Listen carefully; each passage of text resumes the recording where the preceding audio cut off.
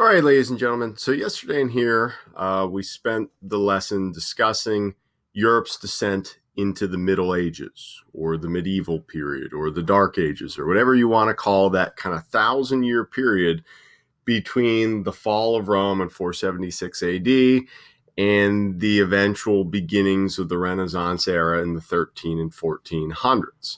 I characterized yesterday that as a collective whole, the Middle Ages was a period of just super prolonged stagnation, where we don't see much in the way of innovation, where we don't see much in the way of societal changes whatsoever, where things like learning and improving oneself was highly discouraged.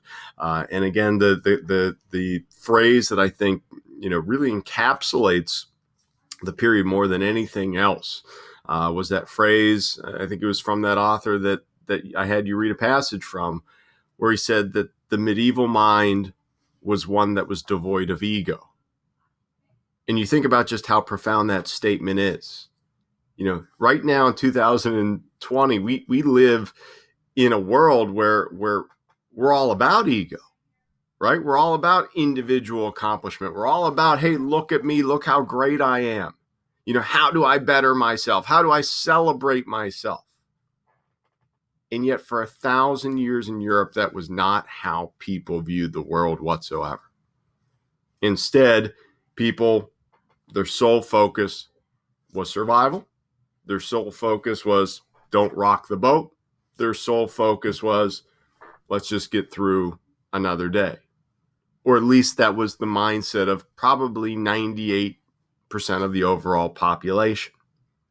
So today we're going to kind of build off of that just kind of introduction to the period and how we got into that period by focusing on the two institutions, the two elements of European society that were very much responsible, at least in part very much responsible, for prolonging this period of stagnation as long as it was. One being the social structure of something called feudalism, and secondarily, the role, the power, the all-encompassing influence of the Catholic Church. Now, to start with my first point there, feudalism. So yesterday I talked a lot about, how part of the reason why we end up into this period of the Dark Ages is because of just these repeated invasions from the East over and over and over again over the course of, roughly 700 years or so, where you just constantly had new groups coming in, displacing and ravaging, other groups and territories. And you very rapidly had this just complete and total breakdown of centralized government. That in place of the old transportation and communication systems that the Romans had, in place of, the large cities that were well connected by bureaucracies and courts and tax collectors and administrators, instead you had a situation that emerged very rapidly where all of a sudden law and order could really only be projected as far as maybe a person could ride in a day or 2 days. Where basic protection and survival at the local level, regardless of where you were in Europe, became a daily pressing concern. Well, because of this breakdown, we see this system of feudalism emerge little by little over the course of the next few generations.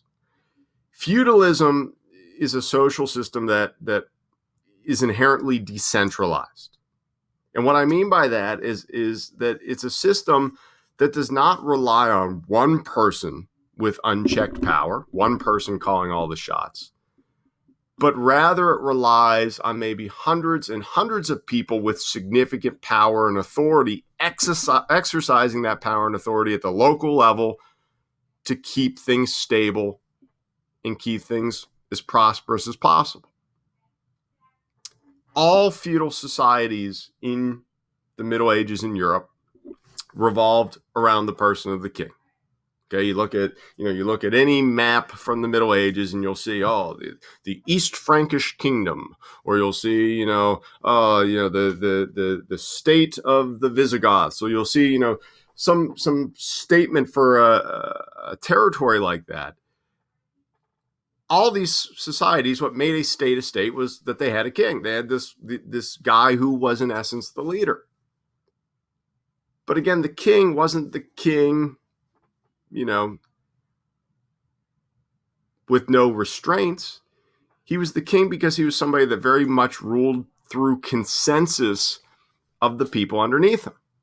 And if the people underneath him didn't think that he was doing all that great of a job, what was very, very common, especially in the early to Middle Ages, was that his underlings would rise up, revolt, depose the guy, and get some new king.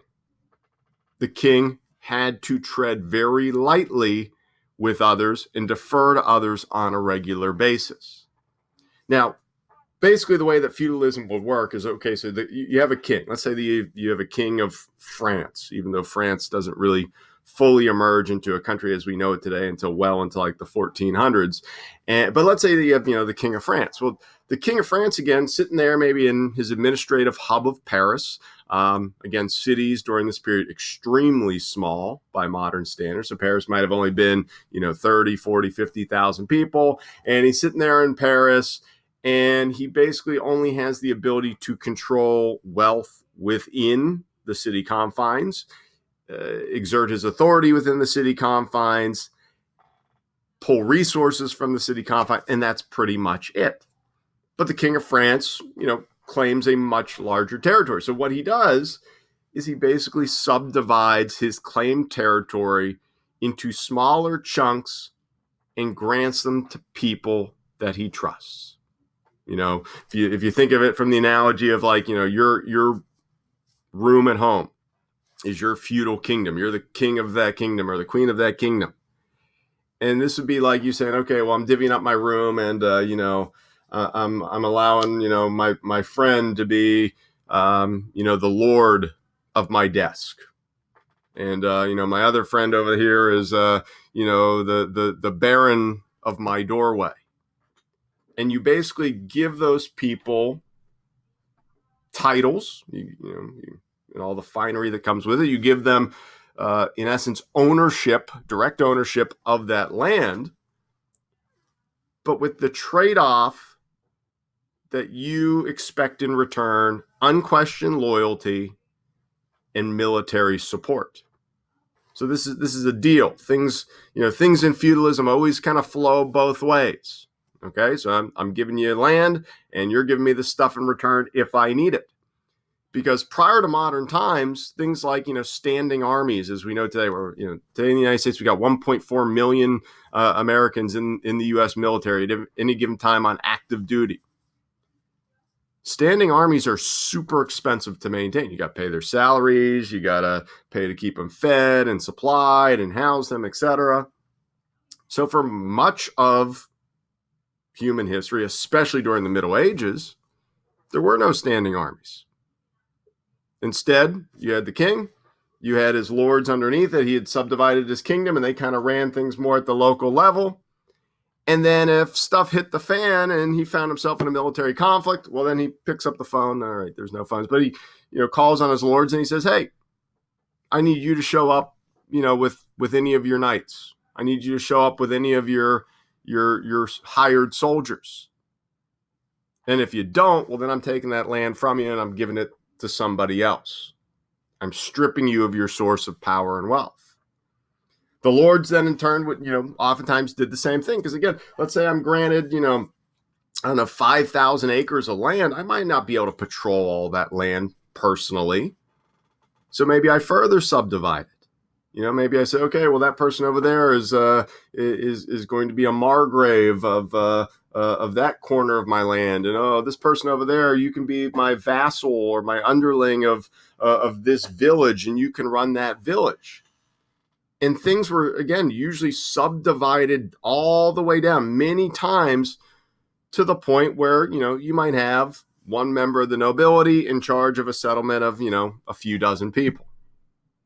It was a way of trying to provide local law and order during a time period where law and order was greatly lacking on the national and regional level. Now, some things I want to point out also just about feudalism and I think people's misconceptions, because I personally, from having taught this now for a number of years, one of the things I find is that people have a lot of misconceptions about the Middle Ages. I think that we all have this Hollywood movie version in our minds of, the knight in shining armor and the castle on the hill and, catapults everywhere. And frankly, like 90% of that stuff is just not true, or it is a just very skewed vision of what things were really like. Because something like castles, for example, were not overly typical in the Middle Ages. Where they did exist, they typically only existed on the lands of the most powerful, wealthy lords. So let's say, I was, some lord and I owned just an insane amount of land, and I had mines, on my land. I had super productive agricultural areas, and I had timber that I could log and sell, and I had all these trade goods. Okay, well, then maybe I could afford something like a castle. But even then, castles really don't become overly common until more into the latter Middle Ages. And again, why is that? Well, it was basic economics. Most people just couldn't afford it. Most people weren't able to harness the logistics necessary to construct something of that magnitude. Instead, what we see early on in the Middle Ages is most fortified locations were oftentimes of wood construction. Maybe you had some stone houses within, things like, wooden stockade fences on the exterior, very common, much more typical. What was, though, the administrative kind of center of medieval society was something called the manor house. Okay, and that's where the lord lived. So it wasn't a castle. It was just like a really big house, comparatively speaking. So let's say you had a lord that, oversaw a village of 200 people. Maybe on the outskirts of that village, you had the manor house, and maybe it has a wall around it. Maybe it has a stockade around it. Maybe it doesn't. And it was just this big house that, if you needed to see the lord, or if you had a complaint that you needed the lord to rule on, or you needed to go and pay your taxes or anything like that, you would show up and you would do that at the manor house. Typically, the manor houses were very rustic by modern standards. The most basic manor houses were 2 rooms. You had a lower floor that was called the hall. It was just a big, wide open room. And then oftentimes you had a second room either on top or behind the hall, which was the living quarters of the lord and his family. Now, keep in mind, I didn't say living rooms. I didn't say bedrooms. Okay. Something like privacy is a very modern concept. So during the Middle Ages, the lord and his family, they all retired to their living quarters, but they all just slept in the same room, at least until later on in that period, or again, maybe the most wealthy of wealthy nobles. Likewise, in the hall, so the hall was just like this kind of big hangout area, this big common area. So people were constantly coming and going. Hired soldiers, hired men at arms might be kind of lounging around playing dice. You might have the lord and his advisors. The lord might hold court there and kind of oversee things. And then, at night, they would bust out a bunch of collapsible tables, and everybody, would eat dinner there. And then once dinner was over and the lord and his family went back to the living quarters, they collapsed the tables. And then any of the people that worked at the manor, the servants, the cooks, whatever, typically would just sleep on the ground kind of communally in this one room. So again, that was normal. Something like a kitchen, kitchen almost always was separate from the manor house because of the threat of fire, which was a very, very big concern. So these sketches visuals, why I included them, is the one up here is obviously a very prosperous later manor house. We can tell that based on stone construction. I believe that this is from the Normandy region of France. You see the large windows, which again would have not been overly common earlier in the period because of the cost and because of the draftiness. And then you also see that you can tell this is a later one because you see this stuff like hanging off the side. Okay, chances are that these were either extra bedrooms added later on, or these were some form of like a privy room where you might have had, just like a bench with a hole in it so that people could go to the bathroom and have their waste dropped down to be collected later on. So again, a much later invention during the period. Depiction down here of a great hall, obviously a really nice restored one. And then here's like a model of this would have been more of like an English style manor house, probably from the 14 or 1500s.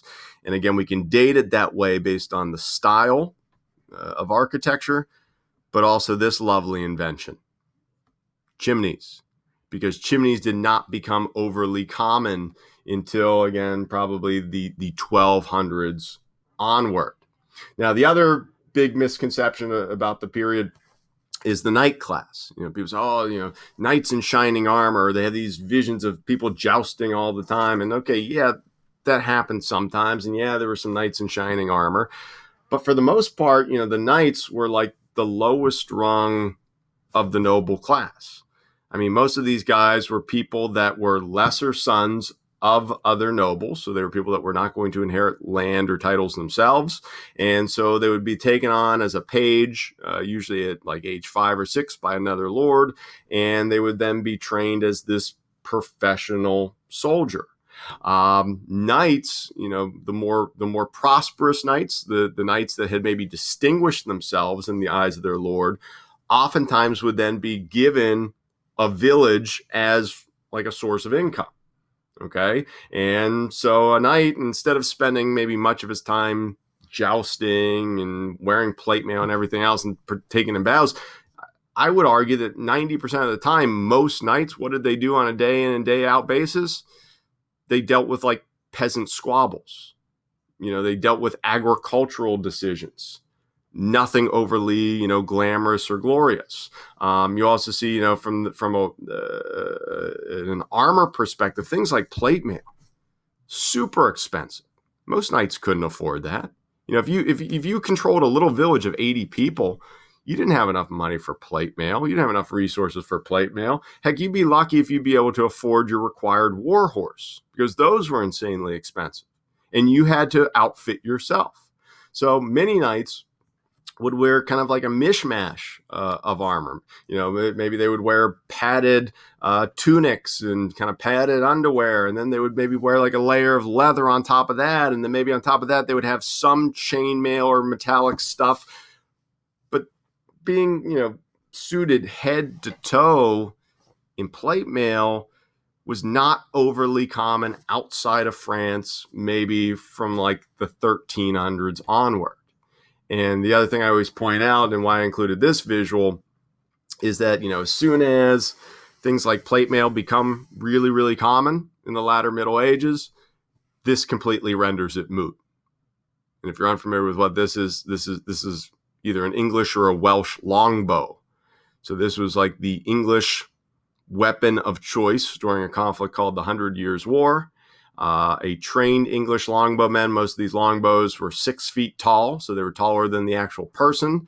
Most of these people that used them had been training to use them since they were like 2 or 3 years old, and they would train on little mini bows made out of yew or ash. And then as they would get bigger, they would fashion bigger bows, and they would practice in their town square every Sunday after church.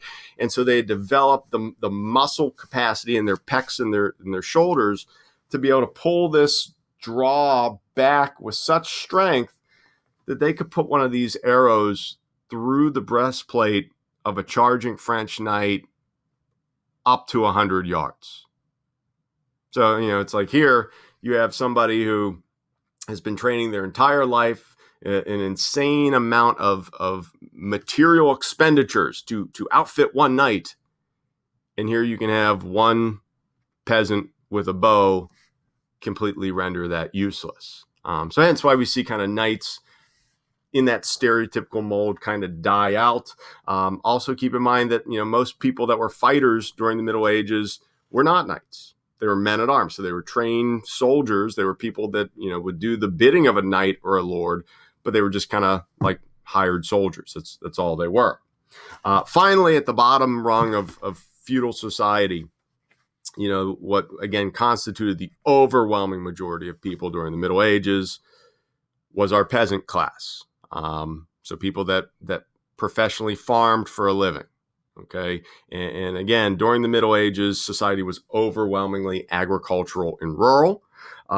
Within that peasant class, you then had two different distinctions. You had what were called free peasants, and you had what were called serfs. And the farther back you go, the more the people were serfs and the less free peasants you found.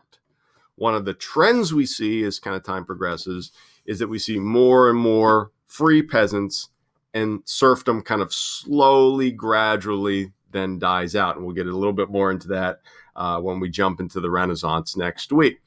Regardless of whether you're a free peasant or you're a serf, most people of that class were not prosperous. I mean, most people, were constantly teetering on the brink of survival.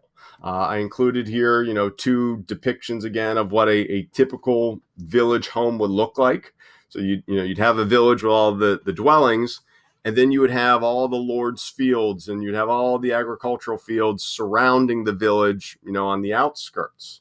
Both of these, by the way, are probably depictions of, again, more prosperous peasants. These probably would have been free peasants as opposed to serfs. And these probably would have been, again, from a later part of the Middle Ages, in part because of the propensity of wood in the structure. Farther back you go, poorer the region you go, typically peasant hovels were mostly mud thatch. It was also very common in Northern Europe for a lot of peasant hovels to basically be dug down into the ground to kind of get that moderating temperature difference. And then you might have like a mud thatch kind of roof just kind of cascaded over top of basically a big hole in the ground. Okay. What makes the difference between a serf and a free peasant, by the way, and I kind of skipped over that, is if you were a serf, you were somebody who was, in essence, tied to the land. And what I mean by that is I don't mean that you were physically tied to the land. I mean, if you're a serf, you're not like one of those kids that you see at Kennywood whose mom has, a leash around them and has the leash attached to their wrist. Okay, that is not a serf. That's not what I'm talking about. What I'm talking about is that, if you were a serf, the village that you were born into, you were required to stay and live there for the rest of your life. You had to do the bidding of the Lord. So as serfs, the Lord would say to you, okay, this year, based on your work last year, you're a good worker. I'm going to assign you 30 acres of my land over there. You're going to farm those 30 acres. You're going to grow the following crops because that's what I want you to grow. And then at the end of the year, you need to bring me, 20 bushels of wheat, 10 sacks of barley, and then anything that you have left over extra, you can keep. So he would set all the terms. You had no say whatsoever. And if he didn't like what you were doing, let's say you complained, let's say you didn't work overly hard, well, next year he might say, okay, well, now you're only going to get, 5 acres of land. And good luck having enough to pay your rents and taxes to me, while at the same time having some left over for you to survive and have a little extra money. So serfs had absolutely no ability whatsoever to improve their existence. They're completely dependent on the whims of somebody else.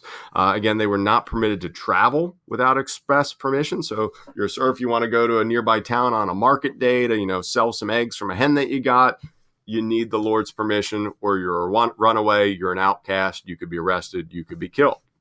Now, does that mean serfs, were slaves? No, technically not.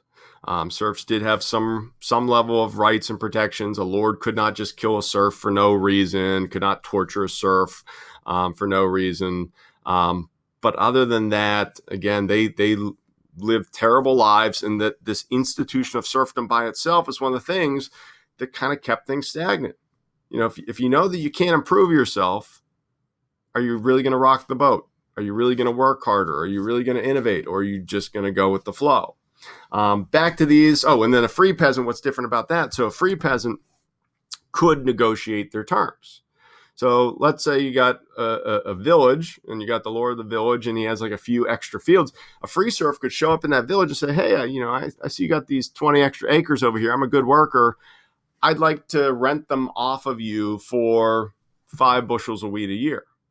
And you can negotiate the terms and you basically sign an agreement or sign a lease the same way that people lease apartments today. And at the end of that lease, if you don't like things in that village, the Lord's a jagoff, the soil's not overly productive, well, you can say, all right, I'm packing up, I'm leaving, I'm going somewhere else. So again, that class of people generally more prosperous because they had the ability to improve and become more numerous as we get closer to the Renaissance era. Now, quick comment on this sketch in particular, why I include this is I think this really kind of sums up, though, like, how bad most peasants and serfs' lives were. Most people's homes were dirt floors. So especially in times of rain, especially in times of thaw, your home would have just been mud all the time. It would have been filthy, dirty all the time. Probably would throw some, straw down there to try to sop some of that up, but probably not going to help. You also see in the foreground here, we got animals in the dwelling, in the one-room dwelling where everybody is residing. And that's because these animals were your most valuable property. That's where you had all of your wealth tied up. So, if you saved up, your life's worth to buy a brand new Tesla, would you leave it out front with the keys in it in a super dangerous neighborhood where somebody's going to steal it? No. Well, you're not going to do the same thing with Betsy the cow. And chances are most peasants or serfs would not have had enough money to buy a Betsy the cow in the first place. You see, again, the lack of a chimney. So you would have a fire pit of some kind somewhere in the house. In the house, that fire would be probably kept all the time. There would be stuff kind of cooking on it, suspended all the time. So basically your dwelling would be super sooty, dirty, and smoky nonstop. So if you ever been around a campfire too much and that smell clings with you, imagine if that's how you smell for your entire existence. In terms of furniture, there would have been little to no furniture. Again, very expensive. The bed would probably just be a big pile of hay over in the corner. And all the family would pile into that hay in the corner for collective wealth. So again, no privacy whatsoever. And if you're a kid, your mom and dad are probably still producing more children, throughout your life as you are laying there in the same straw bed with them. Okay. And again, that would have been completely normal, would not have been something shocking whatsoever to people during this period. Most people, did not have many articles of clothing or physical possessions. Clothing was extremely expensive, difficult to make. So you might have 1 or 2 pairs of clothes and you would just patch them up constantly as they wore out.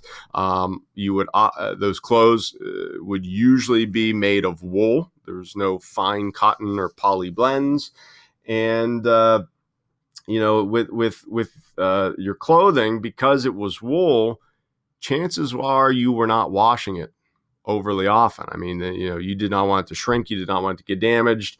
So you'd be wearing your wool tunic and probably no undergarments whatsoever, maybe a pair of wool trousers, and you'd be wearing the same set of clothes day after day after day after day. By the way, also during the Middle Ages, again, these people woefully ignorant of the world around them, almost all peasants and serfs, 100% illiterate, and as a result, very, very superstitious. And one of the prime superstitions that permeated all ranks of European society, even lords believe this, was that bathing caused sickness, that you should not bathe. If you bathe, you're going to get sick, you're going to die. And it's probably because somewhere along the line, somebody probably jumped in a river when it was cold and got hypothermia and died. But either way, as a result, people did not bathe. And people were insanely dirty and people had all sorts of creepy crawlies and critters and lice and fleas on them all the time, jumping from them to the hay, to the dirt, to the cows, to the you name it. So you kind of summarize all of this when I say that, hey, this was a really bad time period to be alive, and that, peasants and serfs in Europe, lived some of like the worst lives imaginable for about 1,000-year period. It is estimated that life expectancy during this 1,000-year period of time in Europe was basically 40. Now that number's a little skewed. I don't want you to think that, oh wow, it's really, rare to see a 45-year-old man walking around. No, there's lots of old people walking around.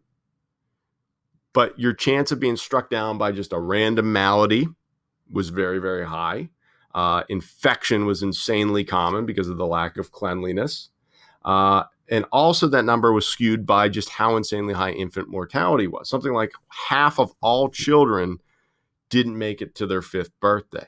So that, brought down that average significantly. So again, this whole institution, this lifestyle, something that very much kept status quo. Now, the other thing I mentioned that also really kind of kept status quo and kept people from rocking the boat and trying to think outside the box, what was the utmost dominance of the Catholic Church in medieval society. Religion was everything. I mean, this was an insanely religious time period. People's focus was, hey, my life, really is awful now, but I just got to endure, because if I endure and I do what I'm supposed to do, well, at least I'll make it to heaven and be rewarded in the next life. That was how people looked at everything in the world around them.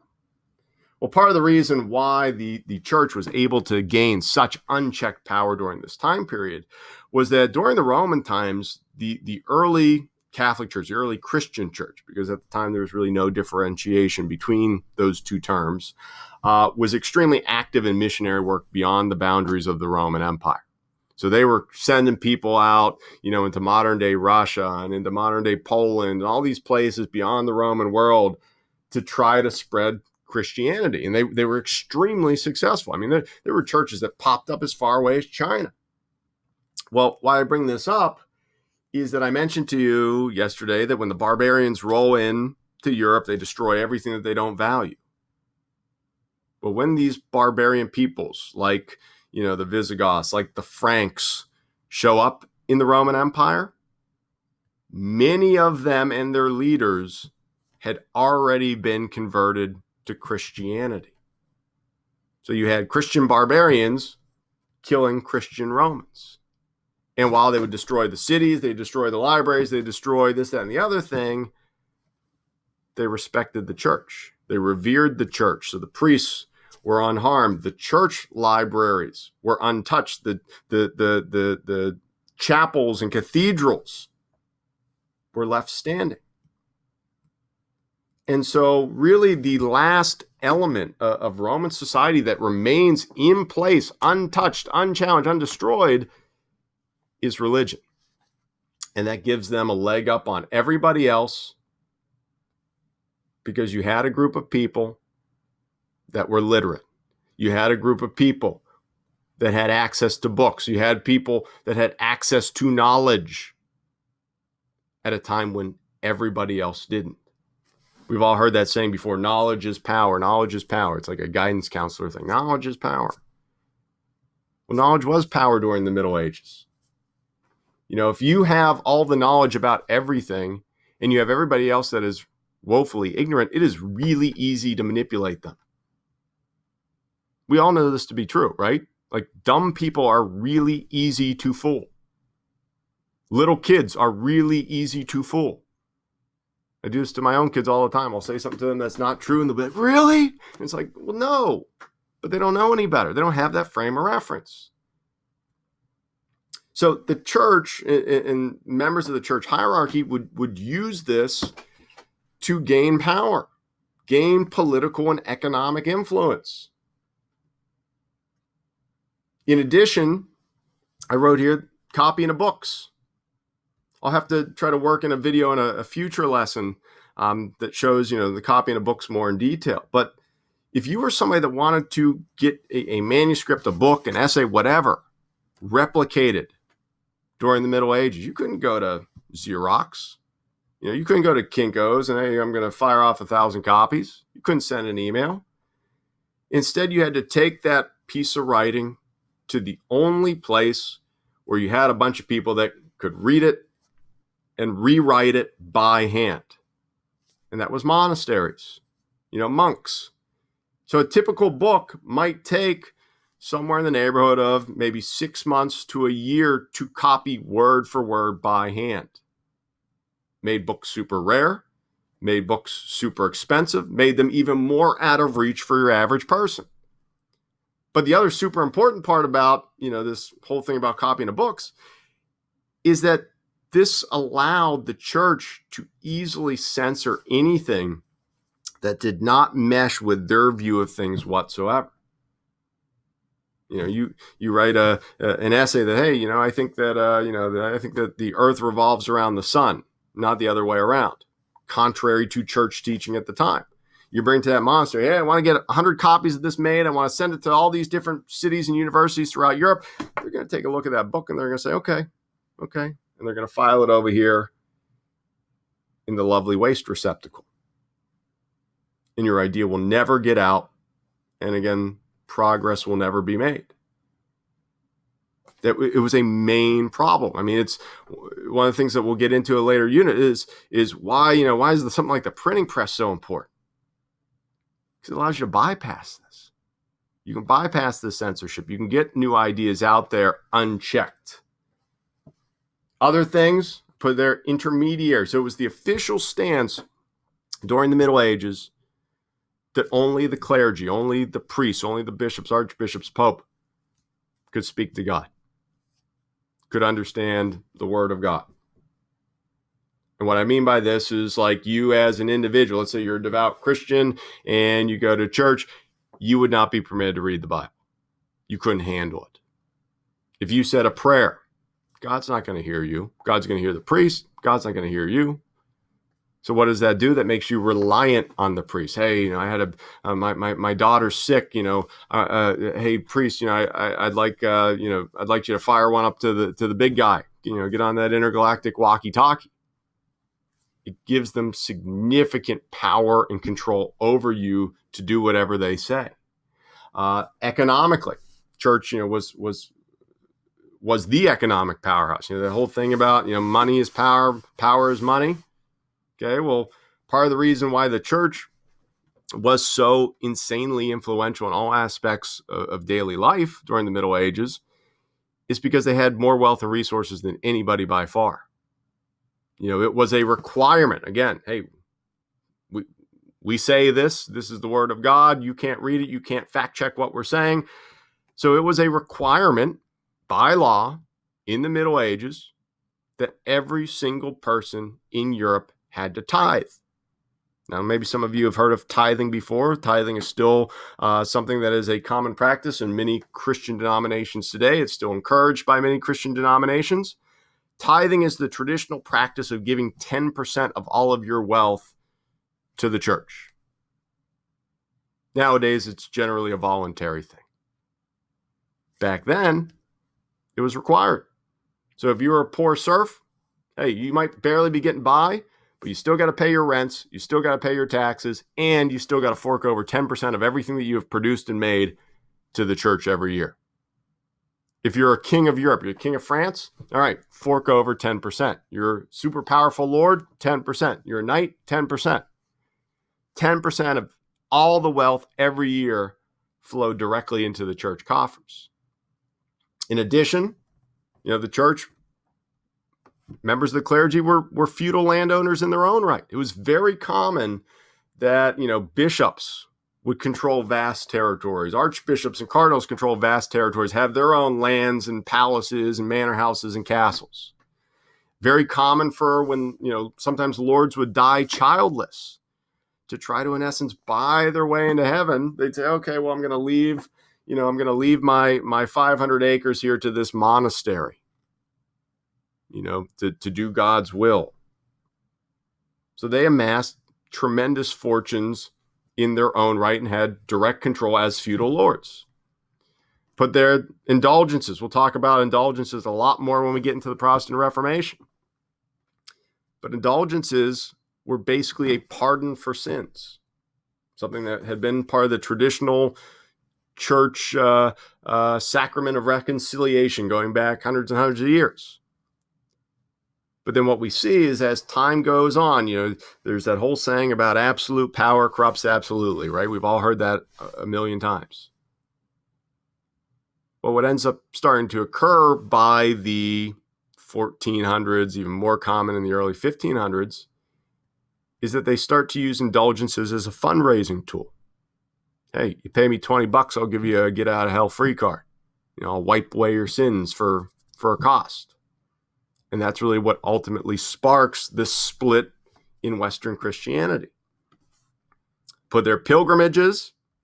Okay, oftentimes people maybe would be sent on pilgrimages as a form of penance. Hey, you sinned, you confess to the priest. The priest says, okay, you need to go to this religious shrine 100 miles away in order to work that sin off, and then I'll absolve you. I'll wipe it away. And people would do it because, again, they were so fearful of not making it into heaven. Pilgrimages in their own right were big fundraisers because, of course, there was entrance fees. A lot of these places had, famous relics. It's a shard of the true cross, and people would show up and pay money and make donations to go see that. Why do we see all these amazing, pieces of architecture, these huge cathedrals built during this period? That's why. A, they had the cash flow coming in to afford it, but B, they knew that, hey, you build a cathedral, it becomes a pilgrimage site, and you're going to make your money back times 10. It's going to be a fundraising source in its own right. And then I finally put down there the best jobs. Again, these were cush jobs, comparatively speaking. If you were even a small parish priest, you were eating 3 meals a day at a time that most people didn't.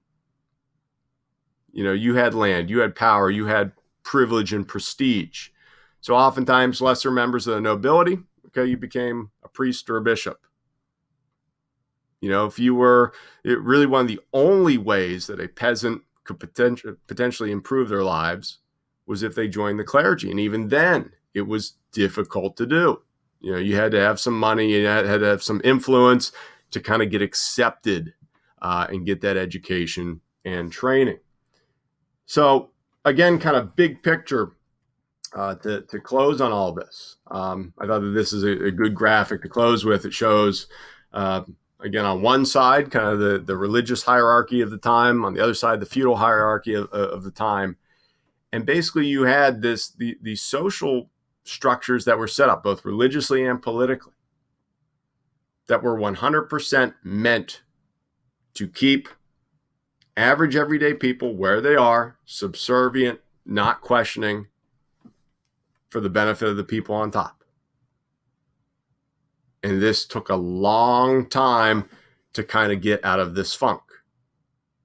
Now, when we get into our kind of next topic, how we're going to get into this funk is what we're going to see is that by the time we get to the late Middle Ages, 1300s, things are going to hit critical mass. Things are going to get so bad that people are no longer just going to go with the flow, and they're going to really start to lash out and question and demand change. And the thing more than anything else that is going to kind of push them to the brink is the coming of the plague, the Black Death.